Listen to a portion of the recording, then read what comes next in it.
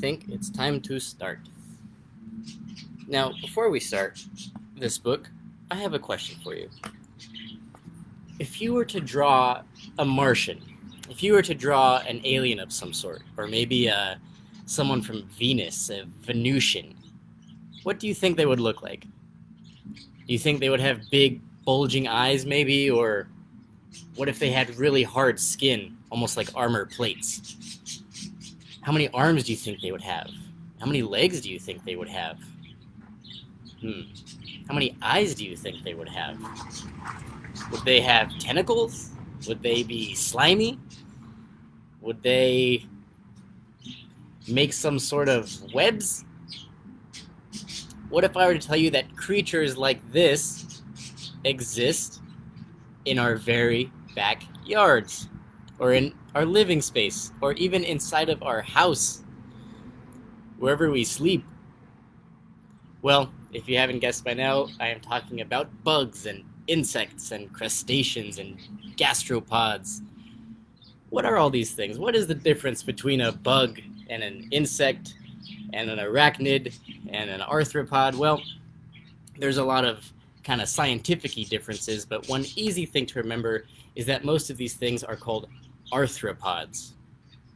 Now, this might be a word that's new to you, as it was to me. An arthropod is an animal that has a hard, segmented body case and jointed legs. And arthropods is a big family that includes everything from insects to crustaceans to arachnids to centipedes and millipedes. And one thing they all have in common is that they do not have a backbone. They don't have a spine like we do that keeps us upright. They are called invertebrates. Can everyone say that? Invertebrates. So the two of those fun words that we learned right now are arthropod, which is a big family. If you have a big family, it's a big family of animals, and those animals can include insects, they can include arachnids, they can include centipedes, millipedes, crustaceans. They're all kind of cousins in this big family called arthropod. And these arthropods have no spine. They have no backbone. They're invertebrates.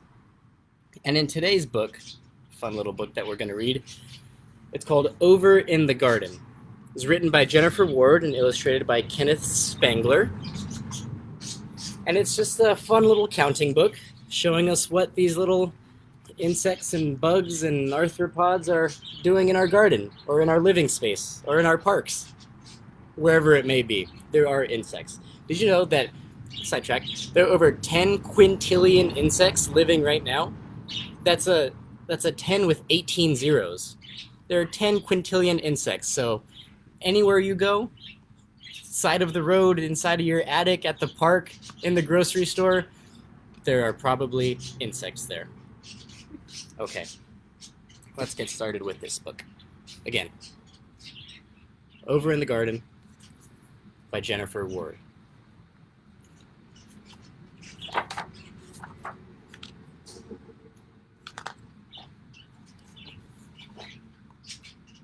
Over in the garden, in the early morning sun, lived a mother praying mantis and her little mantis one. Pounce, said the mother. I pounce, said the one. So they pounced and they hunted in the early morning sun. We see these praying mantises here. Can you see any other bugs in this picture?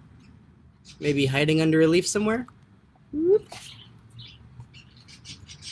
Praying mantis bugs are actually predatory bugs, meaning they hunt other bugs, and they stay so still. If you've ever seen one on a leaf, they stay so still until they pounce. That's why I like watching these. They freak me out a little bit, but they're really harmless. I think they're really cool looking, though. They're made for hunting other bugs. Okay. Over in the garden where the sunflowers grew lived a mother ladybug and her little beetles too. Crawl, said the mother. We crawl, said the two. So they crawled over the petals where the sunflowers grew. Now, I like ladybugs, probably my favorite insect in this book, because they look really cute and sweet, but they're really built tough. They're built tough like a tank, because that pretty shell you see actually covers their wings. So it's hard for any other animals to eat them. It's a really hard shell. Over in the garden near the old shady tree lived a mother dragonfly and her little dragons 3. Zip, said the mother. We zip, said the 3. So they zipped and they zoomed near the old shady tree. What do you notice here? I see the mother dragonfly and her 3 little ones. Where are they swimming near? What kind of area is this? It looks like a park area, but I also see here this pond. Can everyone see this?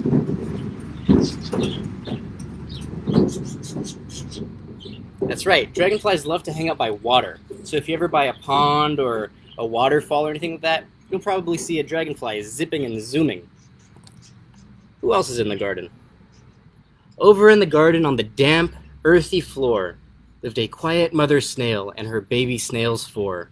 Slither, said the mother. We slither, said the 4.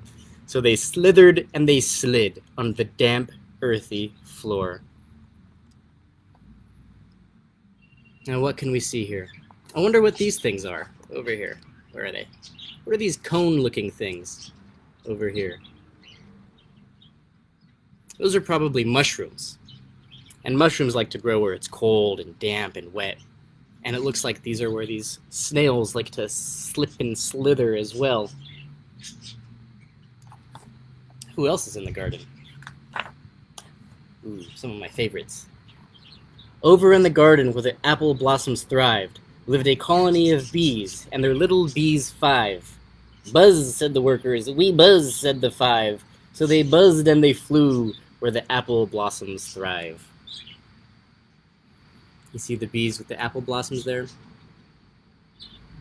Now, I love bees. They're some of the most maligned insects out there, but they're one of the most important insects out there, too. Aren't they so cute? Aren't bees so cute? Now, do we see anything else in this picture besides bees and apple blossoms? Maybe in the top there? A little jumping spider? I wonder who's next. Spiders! Over in the garden, where the vines and berries mix, lived a mother spider and her baby spiders 6. Jump, said the mother. We jump, said the 6. So they jumped through the garden, where the vines and berries mix. Now look closely. How many eyes do we see on the spider? How many legs do we see on the spider? I count 1, 2, 3, 4, 5, 6 eyes. How many legs? 1, 2, 3, 4, 5, 6, 7, 8.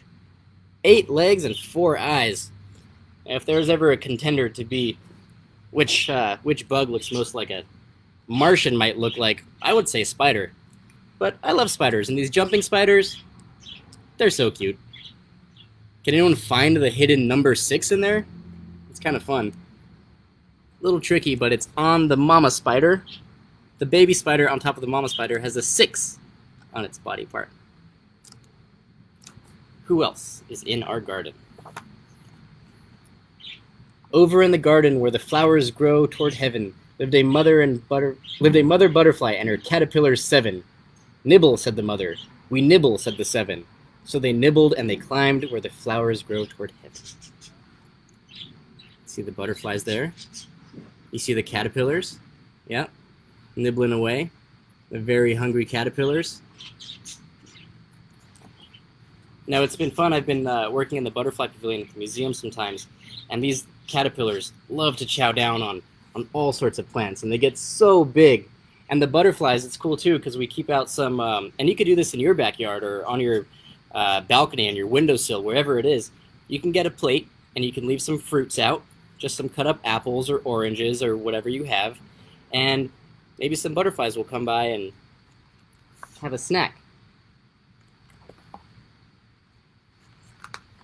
That's something really you can do for all insects if you don't want to attract butterflies necessarily. You can just put a plate of some cut up food or maybe some old apples, some old oranges, just put it outside, and in a matter of hours you'll see slugs, you'll see snails, you'll see roly-polies, you'll see praying mantids, in their little hunting grounds. But even by leaving just some old fruits outside, it's a good way to attract a lot of insects, which we'll talk about later. Over in the garden by the old wooden gate lived a mother roly-poly and her little babies 8. Roll, said the mother. We roll, said the 8. So they rolled and they curled by the old wooden gate. Now, here's a fun little something. These go by many names, right? What do you know them as? I know them as roly-polies. Some people call them pill bugs. Some people call them woodlouse. But did you know that they are actually more closely related to crabs and lobsters than they are to other bugs like spiders or praying mantises or butterflies like that? That's because these are crustaceans. That's right. Roly-polies are crustaceans. So you may think, I don't have any crustaceans in my backyard. I don't live with a bunch of lobsters. Well, kinda you do. You live with lobster cousins, these roly-polies here. So if anyone asks, do you have a crustacean? Say, yeah, I have thousands of crustaceans. Who else is in our garden? Over in the garden on a long curly vine called a group of soldier ants and their little workers 9. March, said the soldiers. We march, said the 9. So they marched and they crawled up the long curly vine. See the ants there. Last but not least, over in the garden where the moon shines again, lived a mother firefly and her little beetles 10. Glow, said the mother. We glow, said the 10. So they glowed and they flashed where the moon shines again. What do you notice here? What time of day is it? That's right, it looks like it's nighttime, isn't it? And that's when these fireflies are most active. Now, I've never actually seen fireflies, but it's something that I really want to do.